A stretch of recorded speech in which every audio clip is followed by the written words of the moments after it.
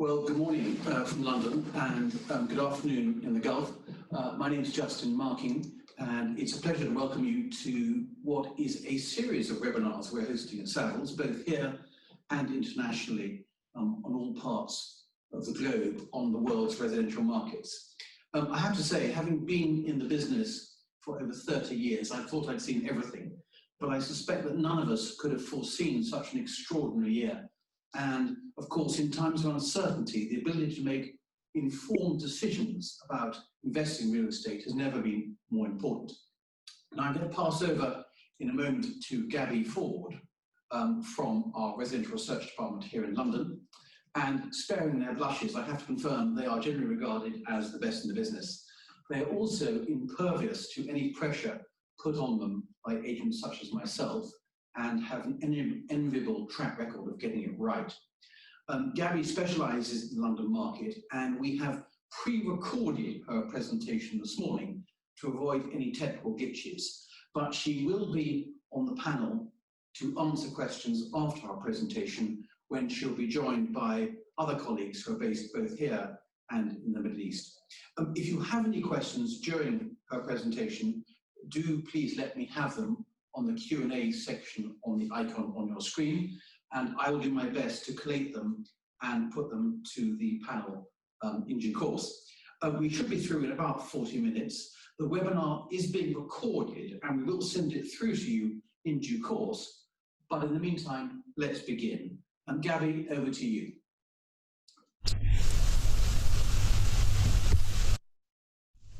Thanks, Justin, and good afternoon, everyone. So I'm going to give you a bit of an overview of what's happened to the prime London and UK housing markets since the beginning of the year, and talk you through the impact of COVID-19. So just to start by clarifying what we're talking about in this webinar, I'll be covering the prime market, which broadly means the top 5 to 10% of the market by value. Within London, it covers the areas defined in this map, with central London covering markets such as Knightsbridge, Mayfair and Notting Hill, being referred to as prime central London. Now, in terms of where the market sat prior to COVID-19, it had been shaped over the last 6 years by taxation and political uncertainty, which had weighed heavy on pricing. So if we look at annual price movements in prime central London, we can see the strong growth throughout 2013. But when the stamp duty reform was announced for higher value properties in December 2014, prices started to fall. This began to be priced into the market and price falls started to ease, but then we saw another change to stamp duty, introducing the 3% surcharge for additional homes, as well as the EU referendum in June 2016. As Brexit negotiations unfolded after that point, there was a significant amount of uncertainty in this very sentiment-driven market, and we saw ongoing price falls. But with the result of the general election in December 2019 came a bit more certainty, and we finally saw that in pricing, with values falling by just 0.3% across prime central London in the year leading up to March 2020. So, with a strong Conservative government under Boris Johnson, some of that political uncertainty and the threat of a hard left government for the prime market had started to ease. Likewise, some of the uncertainty around Brexit lessened, with the UK leaving the EU on the 31st of January of this year and entering the transition period.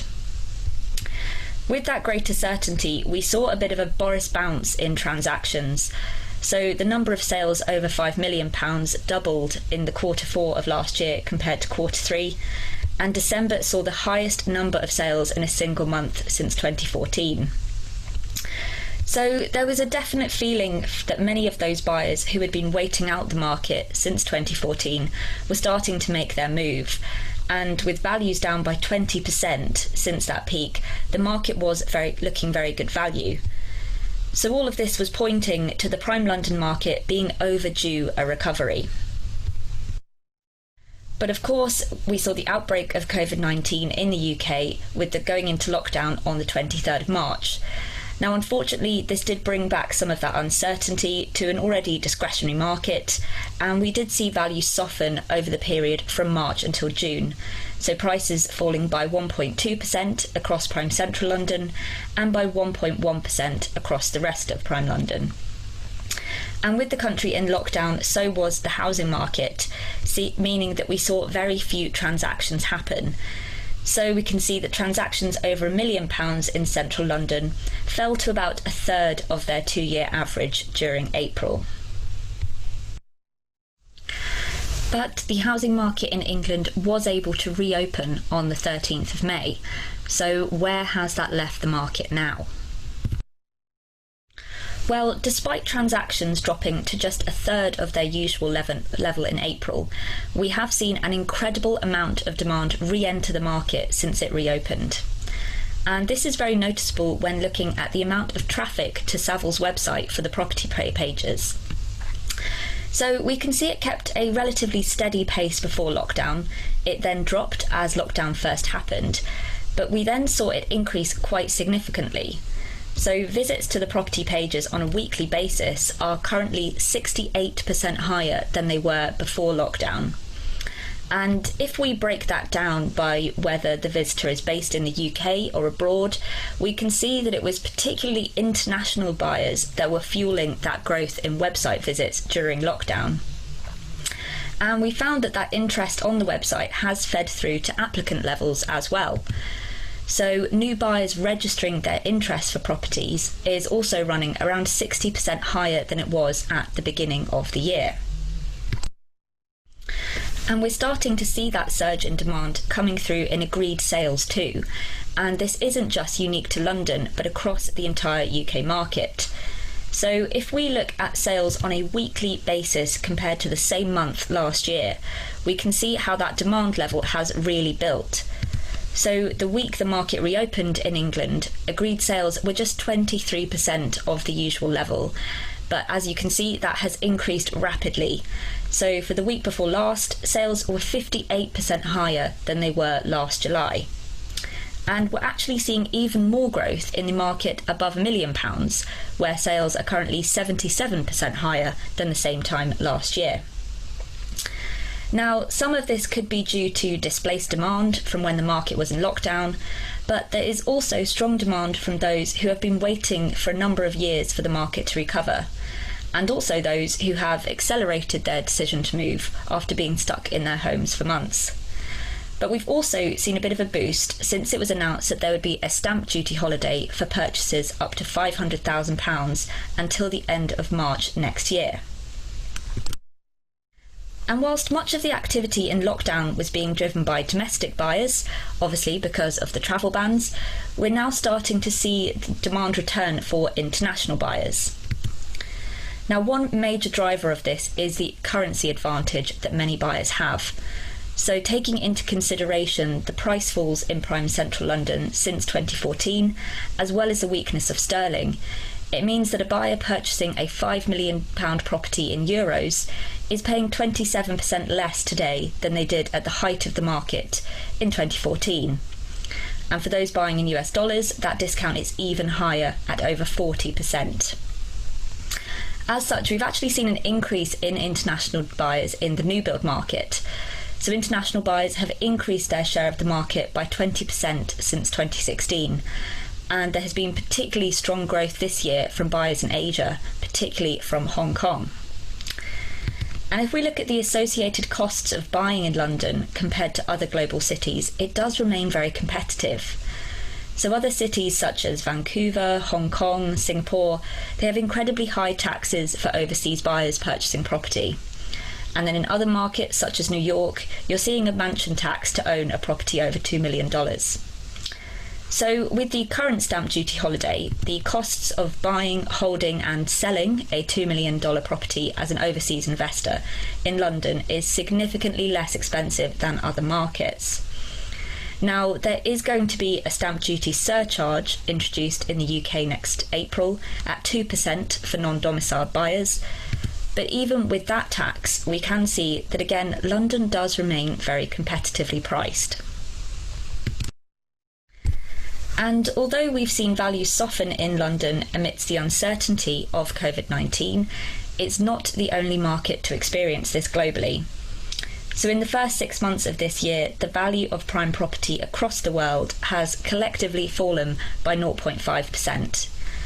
But as you can see, there are other cities such as New York, Barcelona, Singapore, Hong Kong and LA, which have seen much greater price falls than London. But whilst we're talking about cities here, another interesting trend resulting from COVID-19 has been a change in what buyers are prioritising. So with many stuck in their homes for months, we've seen quite a shift in demand for larger properties with more space inside, but also properties with more green space outside. And as such, we've seen particularly strong demand for countryside properties. And a major opportunity at the moment is the value on offer for more rural locations.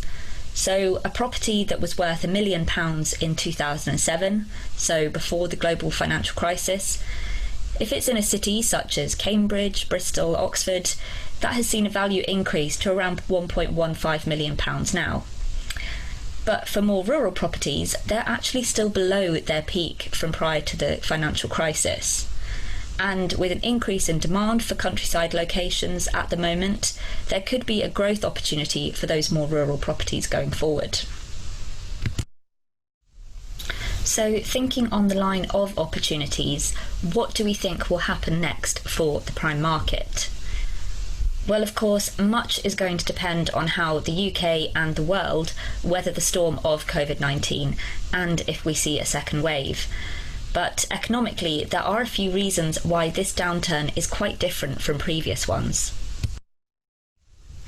So firstly, house price growth in the run-up to this crisis has been quite modest, both across the whole UK market but also across prime London.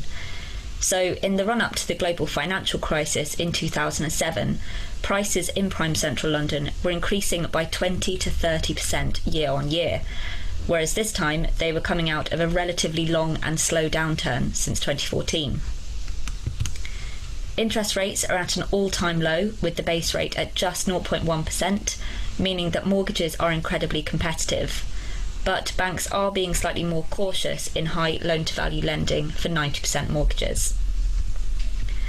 The government has introduced a number of measures which have protected the economy, such as the furlough scheme for workers and mortgage holidays to prevent people going into mortgage arrears. This means that economic forecasters are expecting this to be a V-shaped downturn, so with a short sharp fall this year, but with strong economic growth next year. So we think that there will continue to be activity in the prime central London market going forward with the level of demand that we're currently seeing, but that the market could be relatively price sensitive this year because of those economic factors. But whilst GDP is expected to fall by 10% this year, it's also expected to bounce by 10% next year. And it's then anticipated to return to trend after that global GDP generation outpaces UK GDP growth. And in the chart on the right, we can see that forecasts for global GDP growth from different markets are likely to be slightly lower over the next 5 years than previously forecast, but there is still plenty of capacity for wealth generation in those markets. So in terms of what that means for pricing, across wider prime London and in prime central London, we do expect some downward pressure on pricing this year, with relatively small price falls and significantly smaller falls than we've seen in previous downturns. And similar to the shape of the economic forecasts, we expect more of a bounce next year, particularly if there is an increase in demand to beat that 2% overseas buyer stamp duty surcharge before April. Within prime central London, we expect, being a more discretionary market, it might take slightly longer for that bounce to come. And there may be some lingering uncertainty if Brexit negotiations extend into next year. But over the next 5-year period, there remains significant capacity for growth within central London, across those other prime London markets, and also prime markets across the country. So, in summary, levels of demand are currently very strong, with the number of sales being agreed across the UK up 58% on the same month last year. This strong activity and the falls that we've already seen in the prime London market should insulate it from any greater falls this year. Because of those price falls and the weakness of sterling, buyers in US dollars could be paying up to 40% less today than they would have in 2014. This has led to an increase in international demand this year, with international buyers increasing by 20% since 2016. Going forward, a softening of global wealth generation might slightly delay recovery in prime central London, but that still does leave capacity for values to increase by over 15% by 2024. So that's all from me. Thank you very much for listening. I will now hand you back to Justin.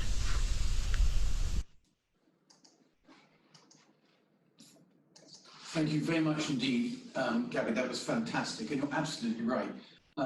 Since the end of lockdown, we have been incredibly busy, and I think I'm right in saying that in both London and the country, in June and July, we've had record numbers of sales being agreed, which is really encouraging.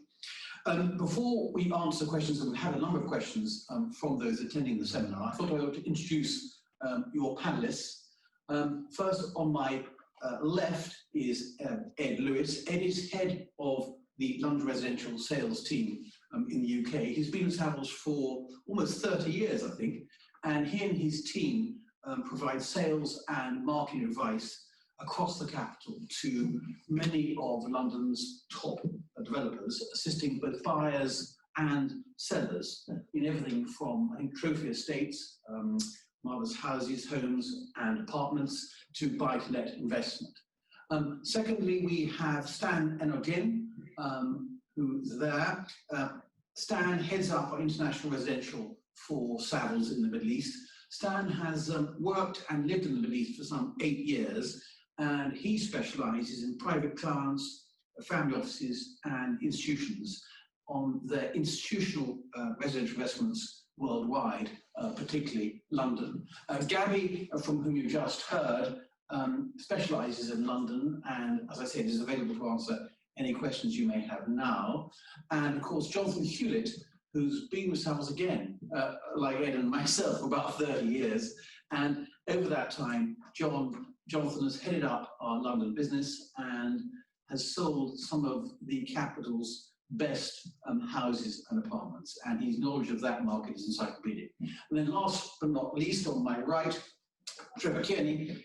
Trevor works in London but specialises in country property and acts for a number of international purchasers. His particular expertise, which is really where they're active in the country, is in Surrey and Berkshire, where he is preeminent.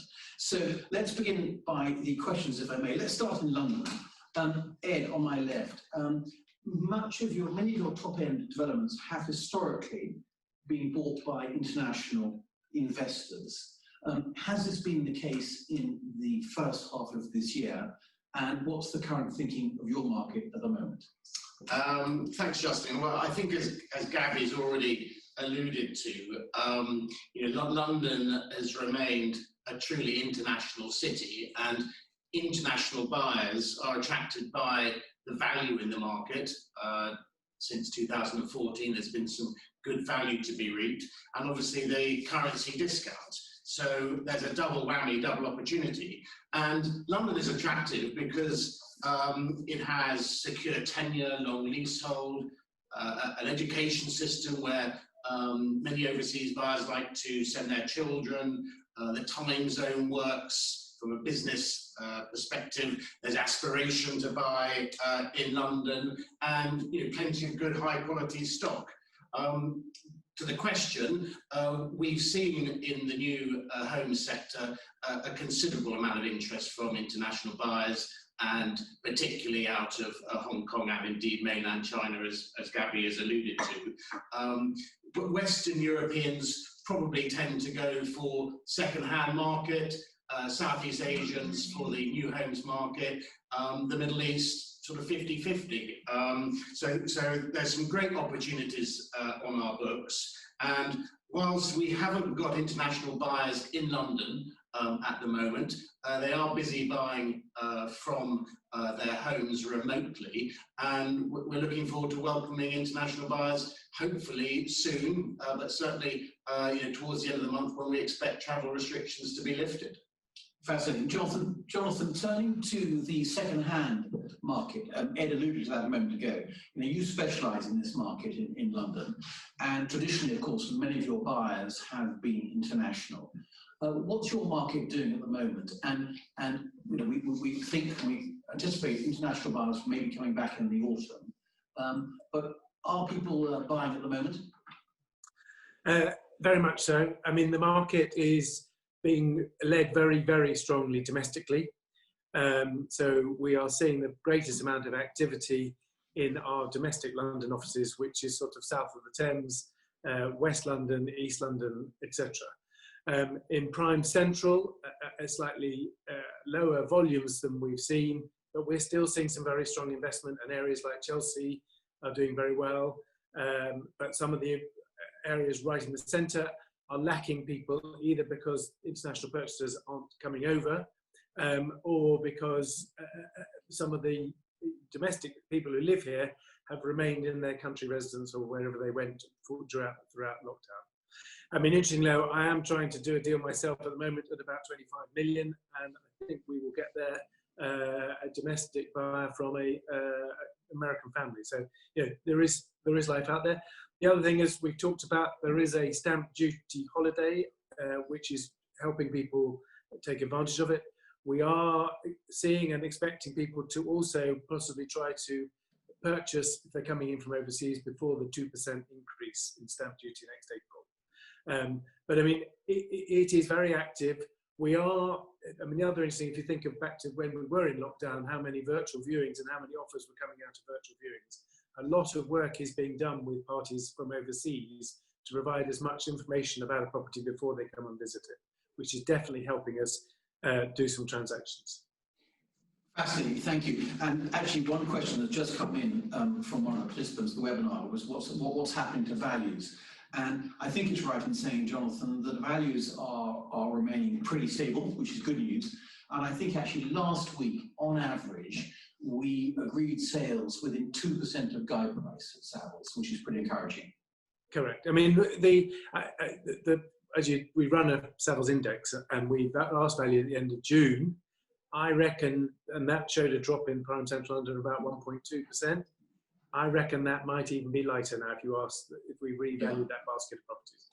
Fantastic. I might just add to that, actually, from a new homes perspective. One of the challenges our sales teams have had to encounter is managing the expectations of a buyer who's not in London, not seeing how busy we are, and managing their discount expectations. And whilst new homes values have slipped out maybe a couple of percentages, certainly the biggest deal, or the biggest discount rather, is not always the best deal. So if you're looking to buy in London, or in the UK, don't necessarily expect the developers are going to give you the sort of discount you might have thought they needed to. But you raise a good point, and I think actually Gaby's stats about the strength of the dollar and the euro, increasingly strong euro against the pound, is making in London, we believe, a real buy this autumn. Stan, can I come over to you if I may? From your vantage point in the Middle East, two questions actually. How's your own market? Let's take Dubai. And what's your sense of view of that market coming over to the UK? Thank you, Justin. Yeah, look, to be honest, the Dubai markets remain relatively fluid over the past few months, given what's been going on. As most of you are probably aware, the Middle East has had some of the strictest lockdown measures in place over the past few months. So for almost a month, people weren't able to leave their homes. So at the end of Ramadan, when the lockdown restrictions were lifted, it meant we saw there was a huge pent-up demand in the market, and we saw an increased number of inquiries and offers from buyers who'd quite simply not been able to leave their homes. Obviously, that was great news.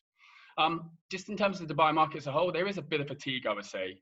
As you're probably aware, there's a massive oversupply right now, and really it's the developers that are actually suffering the most. If we look at the total number of deals done in Dubai over the course of the last 8 months, 86% of the deals done to actually the second-hand market, so only 14% done to the new developers. Two things there. Number one, obviously developers are suffering, that they can't undercut the units they've already sold previously, so they can't compete in terms of discounts to the second-hand market. But two, in terms of kind of encouraging, I guess, is that of those 86% of deals done on the secondary market, most of them are to owner occupiers. And I think that's really important to the Dubai market to really underpin and give it stability. Historically, as you all know, it's been an investor-led market, people buying and flipping contracts. This really gives it stability for long-term growth of the market. Moving on, obviously COVID's changed people's perceptions of how they want to live as well. So we're seeing a lot of inquiries come in from buyers who want to upsize where they're living. So moving out of apartments into sort of 2 beds to 3 beds, or into bigger spaces, into villas, etc. New developments nowadays in Dubai don't actually offer that. They're obviously getting slightly smaller, which is why I think developers maybe are suffering a little bit more. If we move on over to the rental sort of market side of things in Dubai, given there's no furlough scheme in place in the Middle East, most employees over here are having to take either salary reductions or getting made redundant. So unfortunately, landlords are having to become sympathetic towards that. So whereas usually you have to pay in 1 or 2 checks to rent, they're giving rental holidays, allowing tenants to pay over sort of the course of the year, month on month, and just making it a bit more tenable for people rather than putting too much pressure on them because they understand what's going on. It's very, very difficult right now. But you know, Dubai is a relatively immature market. It's quite a new. It has its peaks and troughs, and right now it's believed it's at a 10-year low in terms of price. So in my opinion, it's a great time to be looking to invest there. Moving on to London, absolutely London remains the preferred choice for Middle East capital right now. Given what's going on locally in the region and geopolitically, people from this part of the world are looking for safe havens, and there is no better place than London. As Gaby mentioned before, you know, with looking back to 2014, you're sort of 20% discount on prime central London, and particularly for a dollar-pegged investor above £5 million, it's over 40% discount. So it's definitely a compelling time to be looking at London. I think. Yeah, that's it for me. I think that covers it. So thank you very much indeed. Going to turn to the country now, and Trevor. Trevor, there's been a lot of comment in the press, and actually we found it as well to a degree, haven't we, about buyers or people in London reappraising their lifestyles and wanting to move to the country. And it was interesting to note that, you know, pre-lockdown, on average, about 21% of our buyers in the country had a London postcode.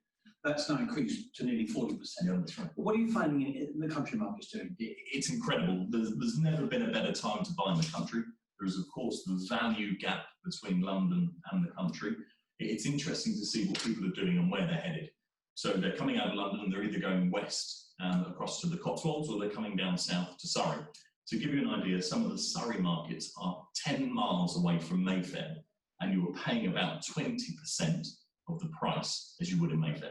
So for that 10-mile journey, for that acre of land, for getting that good garden, you're getting exceptional value. 63% more viewers today than there were this time last year. And that's exactly on your point, Justin, of people have reassessed life in London a little bit, I think, and they're coming out. 104% more buyers. So if we just think about that reaction to the market, demand has never been so high. There is real value to be had, and there's a reason why there's a real shortage of stock. And traditional areas like St George's Hill, etc., which has always been, you know, a barometer of the Surrey market and the international market investing in the country, are they coming back, or is it the fact that people can't travel means they're kind of on hold? No, that domestic market in places like St George's Hill is quite incredible. You know, lots of Middle Easterns obviously owning on St George's Hill. There is a lack of stock there because the domestic market has been so strong. Yeah. You are buying exceptional, best in class, as good as it gets on St George's Hill for sub £1,000 a foot. So to give you an idea, that same thing in London, Ed's next to me smiling, I guess you're paying £6,000 or £7,000 a foot. Don't believe anything he says.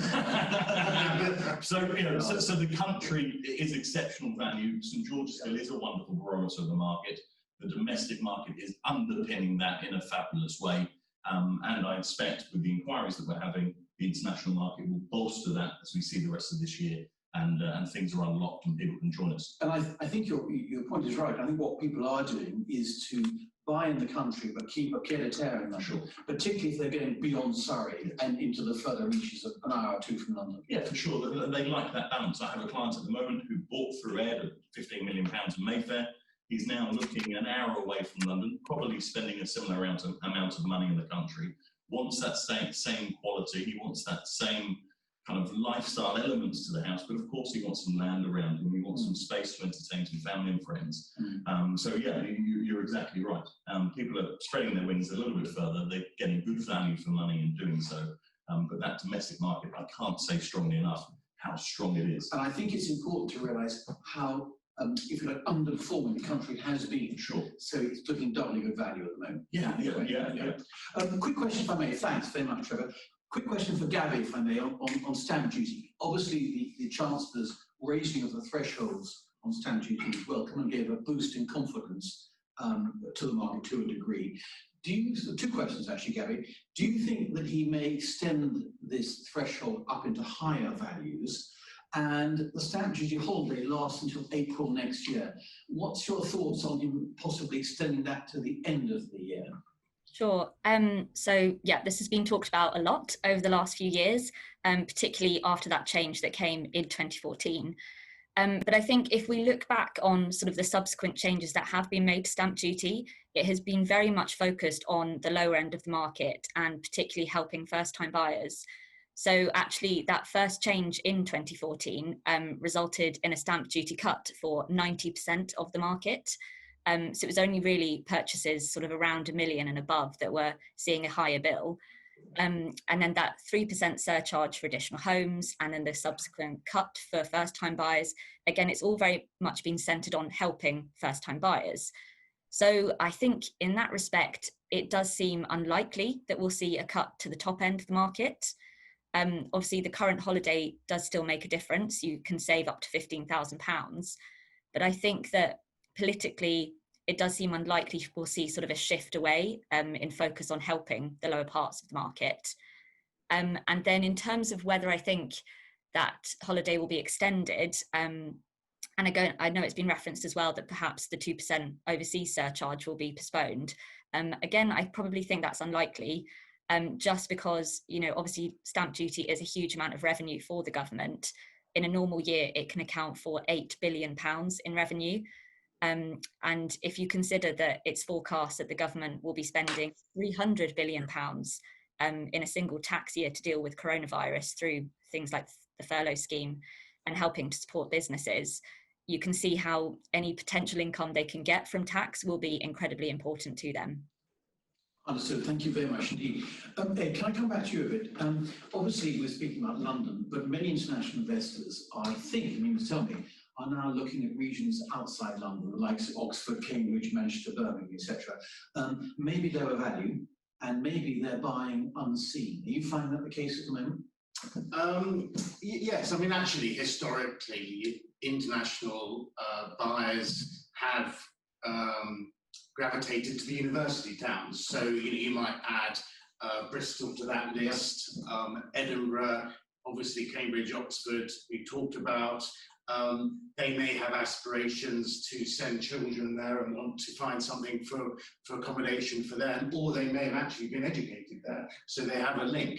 And actually more recently we found developers are selling in more commutable towns such as Slough, Reading, but certainly university towns remain popular, and as you say, you're buying in for considerably less value than you would in the central London market. Understood. So those markets are quite strong with the right product. Quite strong because they have lots of the boxes that UK ticks in terms of the currency, time zone, education we talked about. So if you want to park your money into sterling or take the advantage of sterling, then that's a good option for you. Agreed. Stan, can I come back to you if I may? You mentioned the buyers in your part of the world are looking at London, but they're looking at other parts of the world as well. Where else? What are the two kind of? If it wasn't London, where would be the next choice of purchase? To be honest, the majority of investors we deal with want London. That's the low-hanging fruit for us. That is a preferred destination of choice. But we've got some flagship schemes across Germany and Berlin, Portugal in the Algarve, and as well as a scheme in Spain, in Barcelona, that's drawing a lot of attention from Middle East buyers as well. We're seeing a lot of interest as well into our regional cities, actually, just as Ed mentioned, which leads me on to your next question, actually. Principally right now, the buyers we're dealing with are owner-occupied buyers, people buying for their own use. When I look back to when I started doing this job in 2011, 2012, the demographic of buyers was 180 degrees change. So I'd say 60 to 70% of the buyers I dealt with back then being investment buyers and 30% being owner occupiers. That's switched 180 degrees now. So now we're seeing most people we're dealing with buying for their own use, and hence why, you know, we're finding it quite difficult now to tie up too many deals, because people want to actually physically get on a plane and fly over to London or over to the UK to view and feel and touch the product before actually committing to a sale. Okay, Jonathan, some buyers obviously invest for yield, some for their own use and some. In central London, what sort of yield are you getting for sort of a rental on a good house or apartment, indeed, in London? I wish I could say better than I thought it was. For ages, it was sort of 4%. I'm afraid to say at the moment it is 2 to 3%, probably up to about £1,000 a week, and about 2% for anything above that.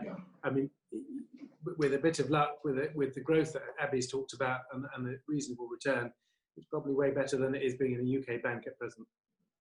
Understood. And coming towards the end, I'm conscious of time, but someone's asked about the future performance in terms of value, Gaby, of some of the regional centres as compared to London. If you were buying in Manchester or Birmingham or Oxford, Cambridge, your forecast for those areas is pretty bullish, isn't it?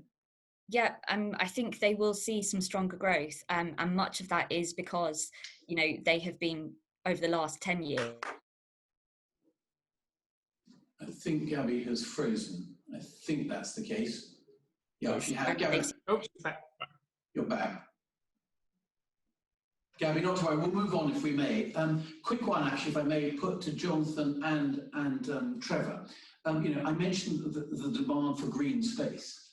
Do you think, Jonathan, that those properties in London that have access either to its own garden, yard, or indeed a square will attract a premium?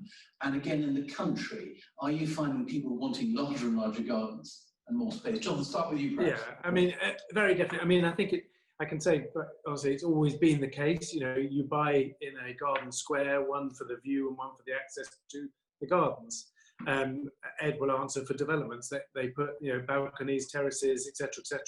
And once you add a terrace, there is a higher value. But I mean, most noticeably, and the most common comment post the sort of lockdown is, I need to be somewhere with outside space. Yeah. I mean, the other interesting fact about London is there are something like 3,000 parks in London. So as long as you can also be near one, about 18% of London is made up of parks, which is quite staggering compared to a lot of other cities around the world. Well, I mean, you spent lockdown in London. But you had a garden, but you did say you were able to get, you were walking. Yes, I mean, actually, lockdown in London was very interesting. I live in domestic London, you know, southwest London, and there was activity. Yeah. As soon as we came back to Margaret Street, where the three of us are sitting now, it's still a little bit empty, unfortunately. Yeah. I'm just add the other thing to the outside space, and given that Gaby froze for a second, good IT is going to be the key in London. Good answer. Good answer. Funnily enough, Trevor, you make a good point there. Am I right in thinking that good Wi-Fi is one of the first questions people ask in the country? Yeah, so it's a really interesting point. On all new brochures we're preparing, we're talking about high-speed internet. A client of ours, big hitter at a big law firm in London, the first thing he wanted on his country house when they were selling it for him, he wanted that strap line. That's not that it was grade 2 listed, not that it's the most beautiful house out there, but that it has fibre to the door. So yes, massively important. I have some sympathy with them. We must finish there, but before we go, I'm going to ask each panellist, if I may, that if I gave them a couple of £1 million or dollars to invest in their particular market, what would be their pick? Jonathan, let's start with you in London. What would you buy if you could in London, irrespective of value? As I said earlier, I think something with access to a garden, whether it is a garden square or, you know, a flat with access to communal gardens, something to give you some space to go out into, I think is vital, and I think is very much what we're seeing at the moment. Understood. Stan, what would you buy? Much the same, actually. Having been locked up in a flat for the best part of 2 months with no outside space in Dubai, being close to a park, would be very, very important to me. And also being close to one of the main, probably Crossrail stations, something like that across London, that would be really helpful as well. Understood. Gaby, you'll have the correct answer because you're from research, so you'll know exactly what we should buy. But what would you buy? So I'd reiterate what both of what Stan and Jonathan have said as well. But I'd probably look to sort of a lesser known central London market. So somewhere like Fitzrovia, which is slightly lower value than sort of traditional Mayfair or Knightsbridge. But it's seen sort of a lot of investment around the Crossrail station at Tottenham Court Road, and lots of nice new build schemes coming forward. So I think that could be quite a good place to invest. Well, I think that's a smart answer, and actually, Ed, you're selling those schemes, so it's a good answer. But Ed, what would you buy in your world? Well, given Stan's comments, maybe I'll come and buy in Dubai, Stan.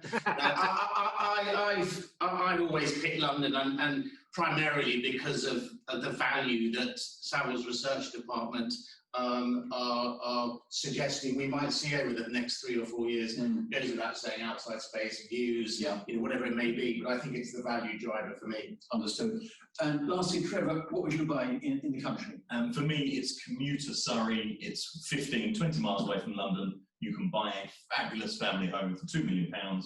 Quickly on yields, you're probably getting 5 or 6% there. So if you decide to rent it out, that will do you well. But close to the countryside, close to London, a couple of £1 million, Ace House, Esher or Guildford would be my call. And if it was me, I'd buy further out. I'd buy in the depths of the country, something that needs renovation. I think that looks good for Hewlett at the moment, and keep a pied-à-terre in London. Who knows? But look, thank you all very much. Thank you to all our panellists. Thank you to all of you who have dialed into this webinar. I'm conscious of time, so I think we'll stop there. As I said, we will be sending a recording of this webinar, but do get in touch with any of us if there are any questions or queries you may have that we haven't answered. We look forward to meeting you very much in person as soon as possible. But in the meantime, best wishes from Savills and stay safe. Thank you very much indeed.